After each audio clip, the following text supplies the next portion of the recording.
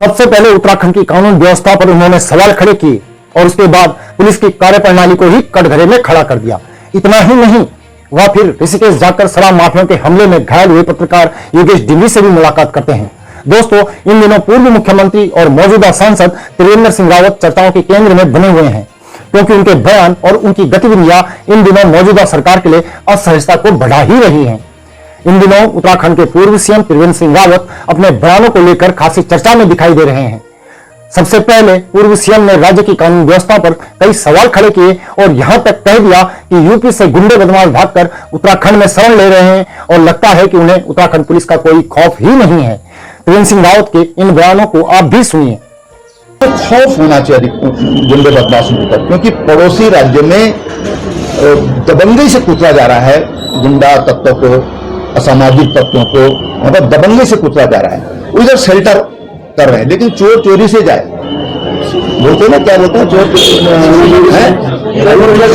सीना जोर से न जाए, तो उनको यहाँ शेल्टर मिलता है। यहाँ भी खौफ पैदा होना चाहिए पुलिस का कि अपराधी यहाँ घुसने की हिम्मत न करे और उसको लगे कि मैं घुसूंगा तो मैं सुरक्षित वापस नहीं जाऊंगा। दोस्तों, इसके बाद पूर्व सीएम त्रिवेंद्र सिंह रावत ने हरिद्वार में हुई ज्वेलरी शॉप लूट कांड को लेकर यहां तक कह दिया कि राज्य की पुलिस जाने किस काम में लगी हुई है, क्योंकि सरेआम लूट की वारदातें यहां बढ़ रही हैं। इस बयान को भी आप सुनिए। अनुभव कर रहा हूं कि पुलिस की जो ड्यूटी है, जो उनकी पुलिसिंग है, वो जहां होनी चाहिए उसके इतर कहीं और काम में पुलिस लगी हुई है। और इसलिए मैंने ये बात उठाई थी।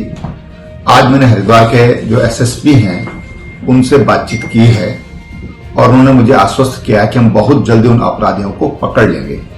उन्होंने कुछ गिरोहों पर शक भी प्रकट किया है, तो मैंने उनसे कहा है कि भाई आप इसको करिए और ये स्थिति ठीक नहीं है।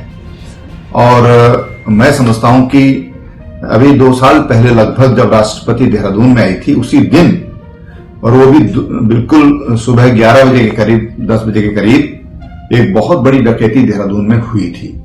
उसमें जो अखबारों के माध्यम से मीडिया में जो खबर आई थी वो भी कई करोड़ रुपए की डकैती बताई गई। तो इस तरह की दिन दोपहर और इस तरह की घटनाएं होना, ये उत्तराखंड के लिए हमारे लिए काफी चिंता का विषय है। और इसलिए मैं हमेशा कहता हूं कि पुलिस को बहुत सतर्क रहने की जरूरत है।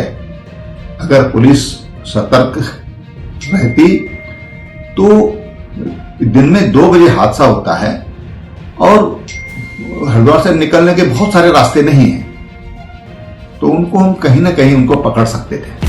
वहीं पूर्व सीएम के इन बयानों से कहीं न कहीं पुष्कर सिंह धामी सरकार असहज हो गई है, तब जबकि गृह विभाग खुद सीएम के पास मौजूद है। पूर्व सीएम त्रिवेंद्र सिंह रावत यही नहीं रुके। इसके बाद उन्होंने बीते दिन ऋषिकेश जाकर शराब माफियाओं के हमले में घायल हुए पत्रकार योगेश डिंगरी का भी हालचाल जाना। इस हमले पर भी राज्य सरकार इस समय चौतरफा घिरी हुई है और ये तस्वीरें भी सोशल मीडिया में खूब तेजी से वायरल हो रही हैं। दोस्तों, आपको यह भी बता दूं कि पूर्व सीएम त्रिवेंद्र सिंह रावत जब मुख्यमंत्री थे तो गृह विभाग को भी उन्होंने स्वयं ही संभाला था और आज के समय में यानी मौजूदा समय में वह सांसद भी हैं और अगर हरिद्वार से कोई सवाल उठाते हैं तो उसका असर तो होना ही होना है। शायद यही कारण है कि बीते दिन न केवल प्रदेश भर के शराब के ठेकों पर छापेमारी हुई, बल्कि ऋषिकेश कोतवाली में बैठे पुलिस के अधिकारी और कर्मचारियों पर भी कार्रवाई की गई है। और यहां तक कि हरिद्वार में जिस ज्वेलरी शॉप में लूट हुई थी वहां खुद डीआईजी पहुंचकर सख्त कार्रवाई का आश्वासन देते दिखाई दिए हैं। यानी कि पूर्व मुख्यमंत्री ने कहीं न कहीं सरकार पर शिकंजा अपने बयानों से कस दिया है और जिसके चलते ये सारी कार्रवाइयां यहां पर हो रही हैं। तो दोस्तों, सबसे पहले चैनल को सब्सक्राइब करें और साथ ही नीचे दिए गए नंबर पर या फिर QR कोड के माध्यम से आप हमारा सहयोग भी अवश्य करें और इस वीडियो को अपने दोस्तों के साथ ज्यादा से ज्यादा शेयर करें ताकि हम आपके माध्यम से अपनी बात को ज्यादा से ज्यादा लोगों तक पहुंचा सकें। धन्यवाद।